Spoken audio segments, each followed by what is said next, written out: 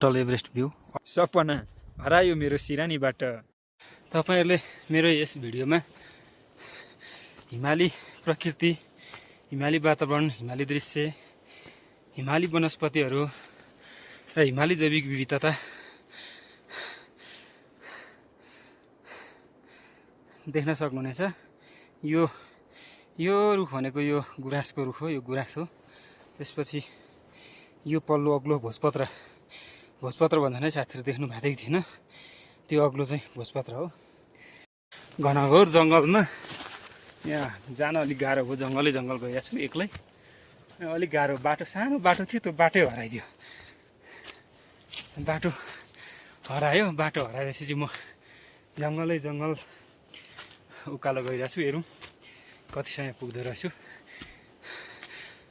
यात्राकै क्रममा जङ्गल तपाईहरुलाई त्यति सुन्दर दृश्य देखाउनको लागि म यस्तो घनघोर जङ्गलमा चाहिँ यसरी एक्लै बिना बाटो पनि हराइको गइरहेको छु। मलाई लाग्छ पुग्छु जस्तो चाहिँ लाग्छ, पुग्छु होला। लगभग 3700 को उचाइमा रहेको यो वन, यसले हिमाली प्रकृति,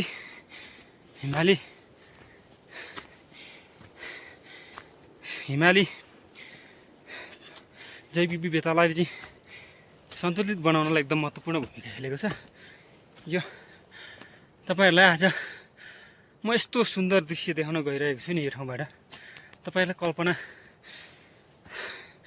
नै गर्न सक्नु भएको छैन होला। अहिले सायद कतै चाहिँ सुन्नु भयो होला, पढ्नु पनि भयो होला। होटल एभरेस्ट भ्यू एचबी उच्च स्थानमा रहेको चाहिँ होटल, जुन 3880 मिटरको उचाइमा अवस्थित छ। म त्यो होटलको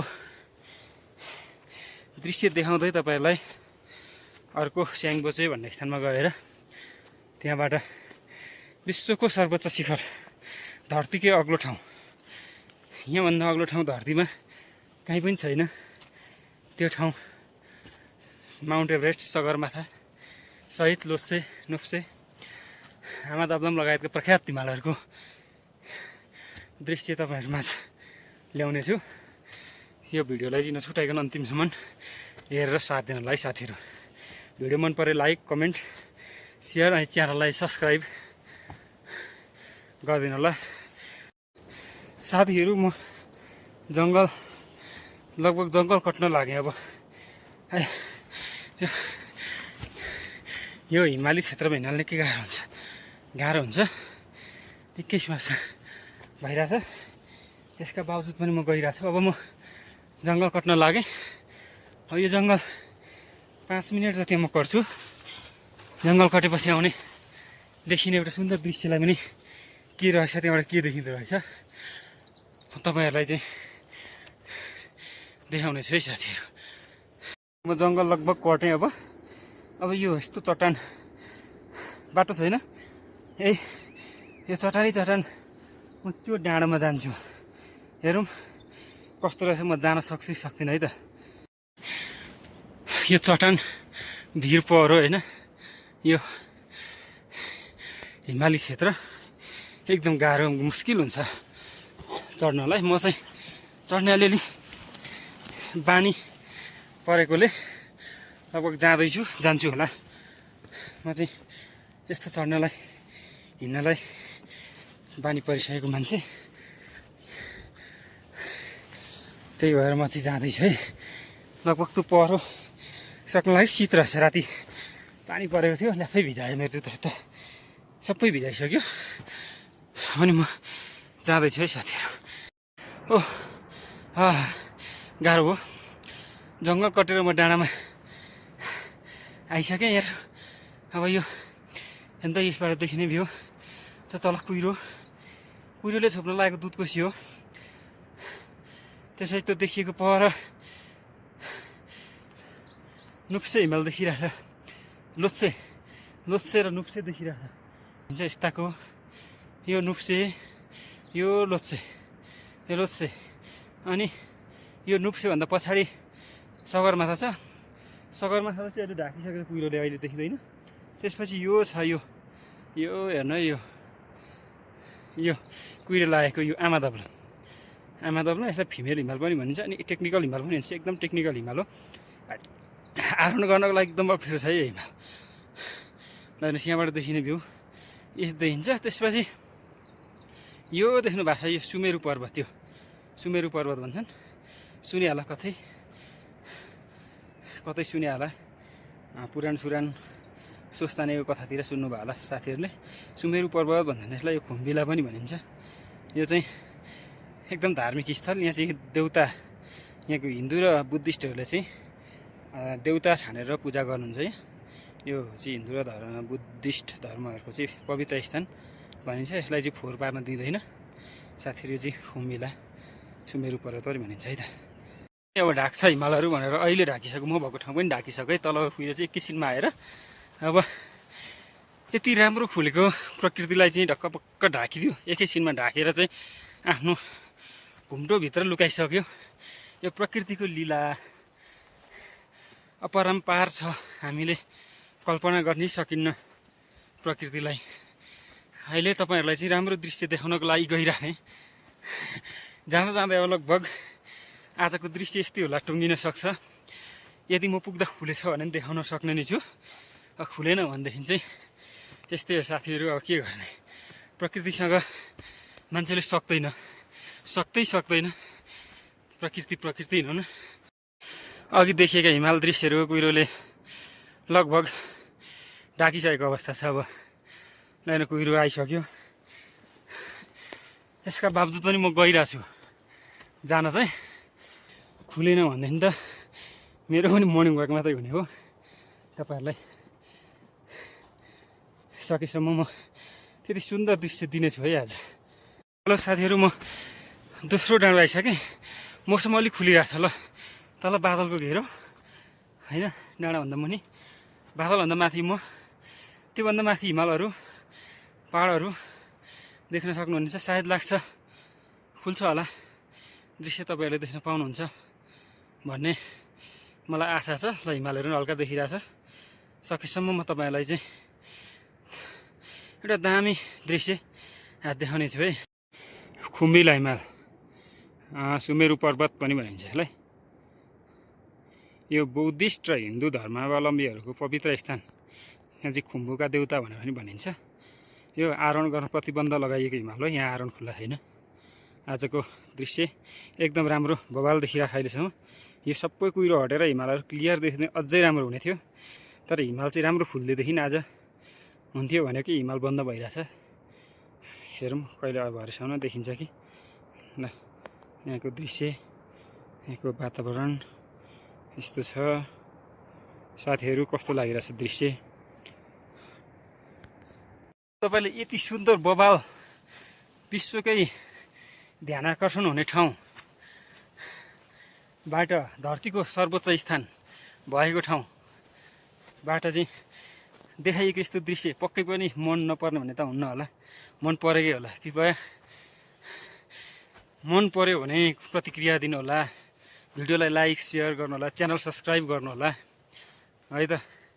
तपाईँले जति मलाई हौसला दिनुहुन्छ त्यति नै अझै दामी अझै सुन्दर, अझै माथि गएर तपाईँहरूमा यस्ता दृश्यहरू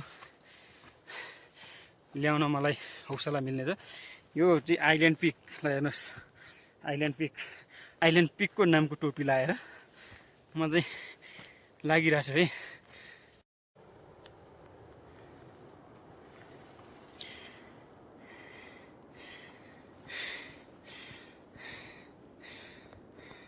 मेरा जुत्ता भिजे बाटो छैन।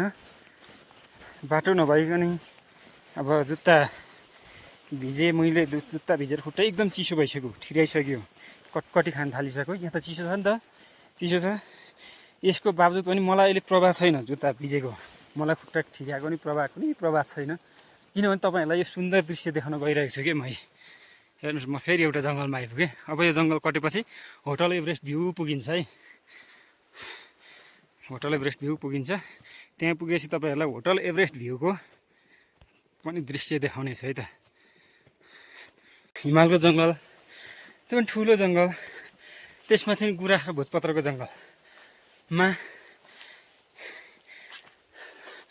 आउँदा आउँदैको बाटो हराएपछि म पनि हराएँ। हराउँदा हराउँदै पनि म पुनः पहिल्याउँदै पत्ता लगाउँदै डाँडा काँडा भिर पाखा चढ्दै पुनः अर्को जङ्गल गुराँस र भोजपत्रले ढाकेकै जङ्गलमा आइपुगेँ। अहिले चाहिँ मैले सानो बाटो जस्तो भेटेँ। यो बाटो, यही बाटो हुँदै म अब एचइबी होटल एभरेस्ट भ्यू पुग्दैछु। म करिब पुग्न लाग्यो साथीहरू। त्यहाँबाट चाहिँ एभरेस्ट यस्तो बबाल देखिने हो। आज मौसमले साथ दिएन, मौसम बन्द भयो, महिना खुल्ला थियो। हेर्नुहोस् गुराँस, यस्तो गुराँस पाइन्छ यता। यो सेतो फुल छ। यस्तो बाटो जाँदैछु म जङ्गलभित्रबाट, तर भाग्यले साथ दिएन, मौसम बन्द भइसक्यो। अब आज दिनभरि यस्तै हो। हिमालहरू पनि देखिन्न, भ्यू पनि देखिन्न होला सायद।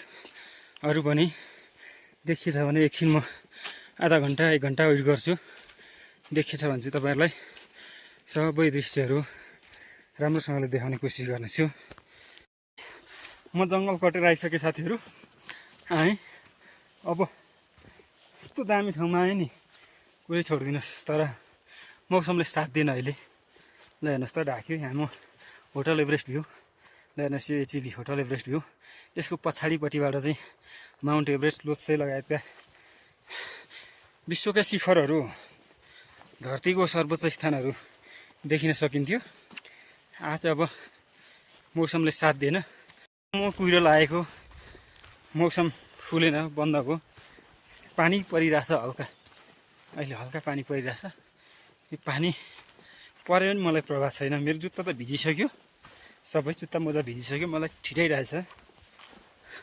त्यसको पनि प्रभाव नगरी तपाईँलाई चाहिँ बबाल दृश्य देखाउन गएको। हेरौँ, मौसमले साथ दियो भने, भाग्यले साथ दियो भने चाहिँ अवश्य देख्नुहुनेछ। होटल एभरेस्ट भ्यूको हेलिप्याड है साथीहरू। यहाँ चाहिँ होटल एभरेस्ट भ्यूको हेलिप्याड हो। यहाँ यस्तो छ है। सर ल फाइनल्ली म होटल एभरेस्ट भ्यू आइपुगेको छु। एचइबी होटल एभरेस्ट भ्यू। तपाईँहरूलाई चाहिँ बादल लागिरहेछ। अब यहाँबाट एभरेस्ट अहिले देख्न सकिन्न, र पनि अब म यो सिडी यस्तो सिडी छ है। यहाँबाट एचइबीको गेटतिर जाँदैछु। 3880 मिटरको उचाइमा रहेको होटल एभरेस्ट भ्यू को दृश्य तपाईँहरूलाई देखाइरहेको छु। हेर्नुहोस् कस्तो लाग्यो।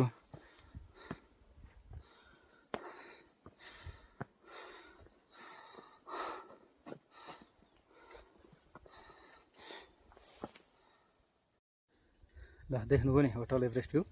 र 3880 मिटरको उचाइमा समुद्री सतहदेखि सर्वोच्च स्थानमा रहेको होटल। कता हामीले पहिले पढेको पनि होला, सुने पनि होला। होटल एभरेस्ट भ्यू भन्ने यही हो, 3880 मिटरमा छ। मलाई चाहिँ आज के लाग्यो भनेदेखि यो भाग्यमा नभयो कि।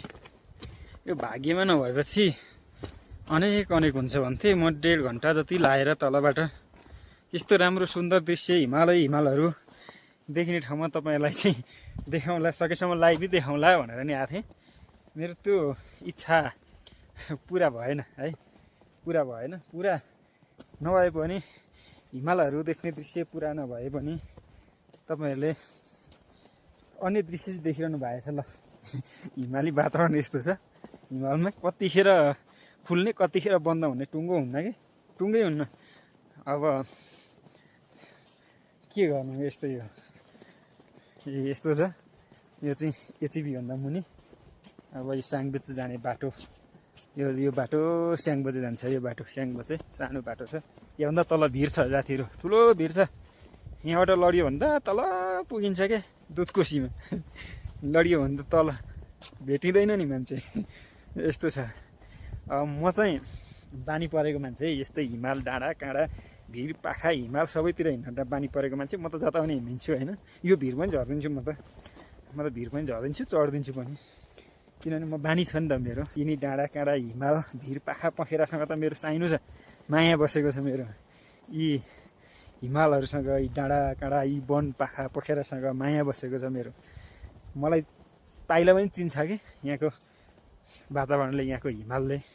अहिले पानी परिरहेको छ, हेर्नु फुट फुट फुट फुट पानी परिरहेको छ। मलाई त प्रभाव नै छैन पानीको, केही जस्तै लाग्दैन कि। चिसो चाहिँ फेरि अत्याधिक छ। यी हेर्नु न, यस्तो ज्याकेट लाग्छ है, यो ज्याकेट लाछु, झोला बोकेको छु एउटा है, अनि सुनि यसरी र हिँडेको छु। ल देख्नु पनि कस्तो भयो बाटो। त्यो मौसममा त स्याङको चाहिँ पनि के जानु जस्तो लाग्यो कि, यहीँ परतिर 10 मिनटमा पुगिनु चाहिँ। अब मौसम यस्तो छ, आखिर फुल्दैन अब आज, सक्यो यो एरिया सक्यो, आज फुल्दैन। नफुलेपछि जानुको उचित पनि छैन, पानी परिरहेको है। अब चिसो पनि छ यो मौसम, यो दृश्य देख्दा मलाई यस्तो याद आयो कि एउटा, केही आशा गर्दिनँ यो बिहानीबाट, सपना हरायो मेरो सिरानीबाट। केही आशा गर्दिनँ यो बिहानीबाट, सपना हरायो मेरो सिरानीबाट। खोज्नलाई जाउँ कहाँ जाउँ कसरी जाउँ, म मेरै मुटु हरायो राजधानीबाट।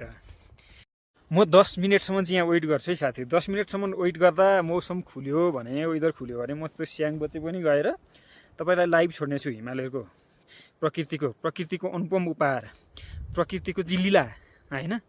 हिमाल र बादल बिचको सम्बन्ध आखिर के चाहिँ होला त? हिमाल र बादल बिचको सम्बन्ध एकैछिनमा छोडिदिन्छ, हिमाललाई सुन्दर बनाएर छोडिदिन्छ, एकैछिनमा हिमाललाई ढकमक्क ढाकिदिन्छ, हामी माझबाट टाढा लगिदिन्छ होइन।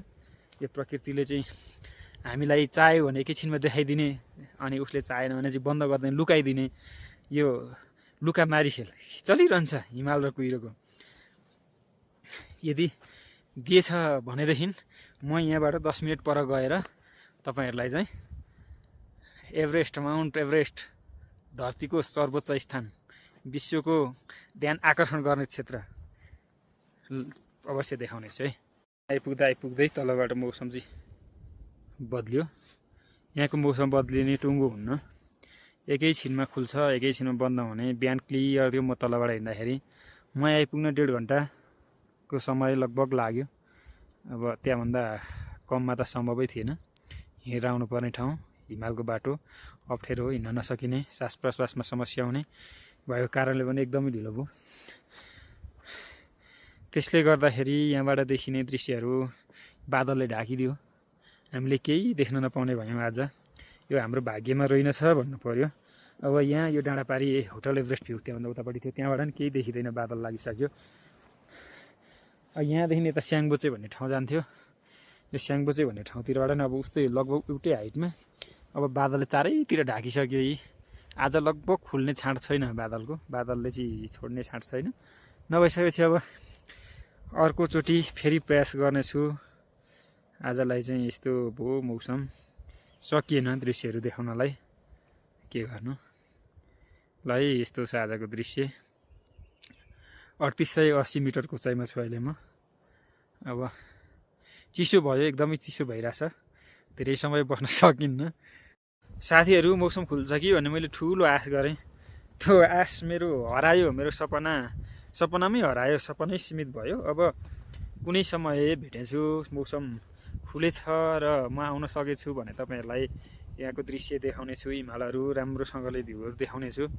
अब आज यस्तै भयो, चिसो भयो, अत्याधिक चिसो भयो। म यस्तोमा हिँडेको थिएँ, ज्याकेट त लाथेँ।